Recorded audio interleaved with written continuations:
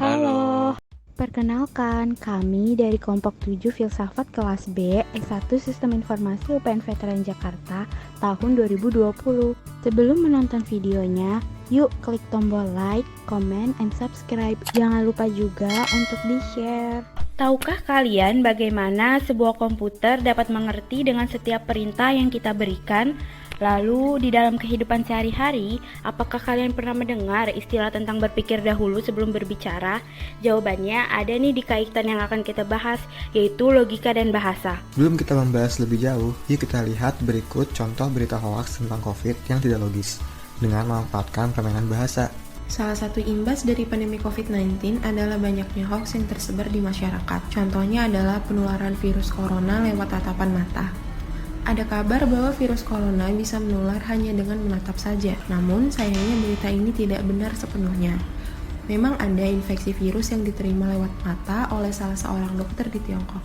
Tetapi, Dr. Zeras Eka Jamal SPM dari Jakarta Eye Center menegaskan bahwa penularan bukan terjadi saat tatap menatap. Menurutnya, seseorang bisa tertular jika tangannya terkontaminasi oleh virus corona, kemudian tidak sadar tangannya menyentuh area mata. Contoh kedua adalah mendeteksi virus corona dengan menahan napas 10 detik. Jika setelah menahan napas selama 10 detik tidak terjadi gejala seperti batuk, kaku pada dada, dan lain-lain, maka tidak ada fibrosis pada paru-paru, yang berarti tidak ada virus apapun pada paru-paru. Pernyataan tersebut memanfaatkan beberapa istilah medis untuk memanipulasi pembaca dengan mengaitkan antara gejala dari fibrosis paru dengan infeksi virus sebagai penyebabnya. Namun, pernyataan tersebut sebenarnya tidaklah logis. Mengapa? Karena fibrosis paru bukan hanya disebabkan dari infeksi virus saja. Ada penyebab lain seperti merokok, faktor genetik, konsumsi obat-obatan tertentu, dan lain-lain. Hubungan logika dan bahasa. Apa itu logika? Logika berasal dari kata Yunani kuno atau logos yang berarti hasil pertimbangan akal pikiran yang diutarakan lewat kata dan dinyatakan dalam bahasa. Sedangkan bahasa adalah alat komunikasi yang terorganisasi dalam bentuk satuan-satuan seperti kata, kelompok kata, klausa, dan kalimat yang diungkapkan baik secara lisan maupun tulis. Lalu, apa hubungannya? Manusia dapat berpikir dengan baik karena mempunyai bahasa.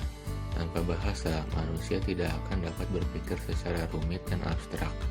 Tanpa bahasa pula, manusia tak dapat mengomunikasikan pengetahuannya kepada orang lain. Pengetahuan yang dikomunikasikan kepada orang lain itu merupakan hasil kegiatan bernalar atau berpikir.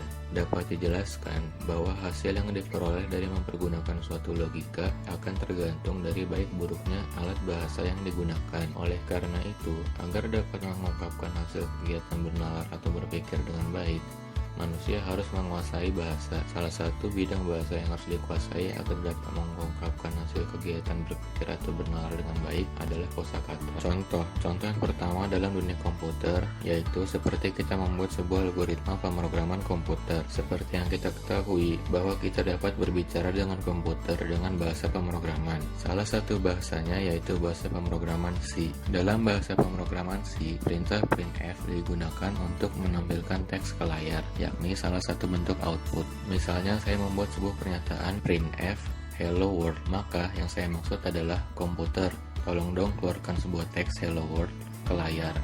Dengan begitu, maka komputer akan mengerti maksud kita dan menjalankan perintahnya. Bahasa dan fungsinya. Fungsi yang pertama adalah fungsi informatif. Fungsi informatif yaitu sebagai sarana untuk membawa sebuah informasi, untuk menyampaikan hal-hal yang faktual yang sifatnya ditata dalam bentuk pengakuan atau pengingkaran preposisi-preposisi atau penyajian argumen-argumen. Contoh, arus baik lebaran, tol Cikarang padat. Fungsi bahasa yang kedua adalah fungsi praktis. Bahasa digunakan dengan maksud untuk menghasilkan efek tertentu, seperti perintah atau permohonan. Contoh, tolong ambilkan aku minum. Fungsi bahasa yang ketiga adalah fungsi ekspresif. Bahasa dipergunakan baik untuk menyatakan perasaan seseorang maupun untuk memberikan tanggapan yang sifatnya emosional. Contoh, wah hebat sekali dia. Yang ketiga ada pembahasan kata, pengertian bersifat abstrak, maka dari itu diperlukan simbol atau lambang yang disebut dengan bahasa, atau lebih tepatnya disebut dengan kata yang merupakan bagian terkecil dari bahasa. Pengertian kata. Kata disebut positif apabila mengandung penegasan adanya sesuatu. Contohnya kaya. Kata ini mengandung penegasan adanya harta benda. Selanjutnya negatif. Dikatakan negatif apabila diawali dengan salah satu kata tidak, tak, non, atau bukan. Contohnya tidak kaya dan tak terang. Terakhir ada privatif, yaitu apabila mengandung makna tidak adanya sesuatu. Contohnya bodoh, berarti tidak adanya ilmu. Klasifikasi term dibagi menjadi dua, yaitu berdasarkan jumlah kata dan berdasarkan luas. Yang pertama berdasarkan jumlah kata, dibagi menjadi dua, yaitu sederhana dan kompleks. Disebut sederhana jika term bersifat umum, simple, dan terdapat satu unsur kata saja. Contohnya, manusia, buku, meja, cermin. Yang kedua kompleks. Ciri-ciri dari term ini bersifat kompleks dan terdapat dua unsur kata atau lebih. Contohnya kepala sekolah, sapu tangan, pesawat terbang, dan lain-lain. Klasifikasi kata berdasarkan luas. Berdasarkan luas, kata dibagi menjadi tiga, yaitu kata singular, kata partikular, dan kata universal. Kata singular adalah kata yang menjelaskan secara utuh dan tegas dari satu benda, satu individu, atau satu realitas tertentu. Contohnya, Bapak Tono, Gunung Merbabu. Kata partikular adalah kata yang menyebut sebagian dari jumlah atau kelompok objek, sekurang-kurangnya berjumlah satu dan tidak tertentu. Contohnya, beberapa mahasiswa, seorang karyawan. Kata universal adalah kata yang mampu menunjukkan seluruhnya, seluasnya, dan tanpa terkecuali. Contohnya, semua masyarakat.